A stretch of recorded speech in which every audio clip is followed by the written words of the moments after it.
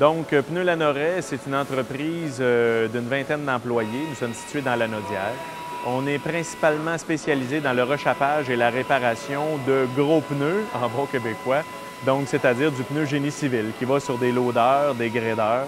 Ça peut être de la machinerie agricole, aussi du pneu industriel, et on va même jusqu'à réparer du pneu minier, là, des mastodontes de 13 pieds et demi de diamètre, 8000 livres.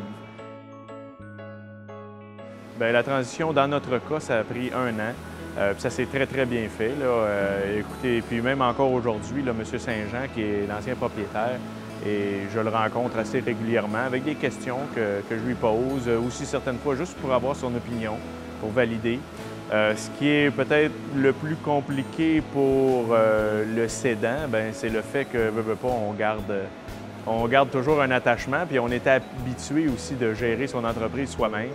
Alors là, après, il faut être capable de laisser les rênes. Mais somme toute, c'est une expérience qui était très enrichissante. Puis pour M. Saint-Jean aussi, je pense là, que ça a été bien intéressant. Moi, je vous dirais, en tant qu'acheteur, donc c'était de trouver une entreprise. Moi, principalement, je cherchais une entreprise manufacturière, pas nécessairement dans le domaine du pneu. C'était pas le domaine d'où moi je venais. Étant cadre chez Bell Canada, dans le fond, moi, j'étais principalement spécialisé en télécommunications, mais aussi en gestion de production, en gestion de projet. Donc, de trouver l'entreprise en question quand on est acheteur, c'est vraiment pas évident. Principalement, moi, la première chose que je leur dis, c'est qu'il faut aimer ça. Parce que si vous n'aimez pas ça, jamais vous allez être capable de mettre l'effort. Ça, c'est dans un premier temps. Dans un deuxième temps, moi, je pense que ce qui est important, c'est vraiment de bien s'entendre avec l'entrepreneur. Quand on arrive et qu'on approche une entreprise, il faut, d'un, qu'on aime l'entreprise, il faut qu'on aime bien sa structure, les employés qui y travaillent, puis il faut être capable de bien apprécier aussi l'entrepreneur qui part. Parce que s'il y a un de ces éléments-là qui manque, là, je pense que, de un, c'est un gros facteur de risque, mais mis à part le risque financier, là, je pense qu'il y a moyen d'être pas mal malheureux. Là. Bien, écoutez, le Fonds de solidarité a été vraiment un partenaire de choix.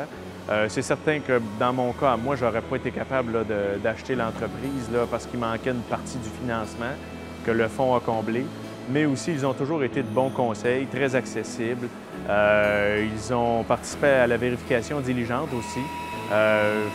Puis depuis ce temps-là, moi, je me sers un peu du fonds puis des représentants comme une caisse de résonance. Donc, en bout de ligne, je valide certaines choses, certains projets que je veux faire.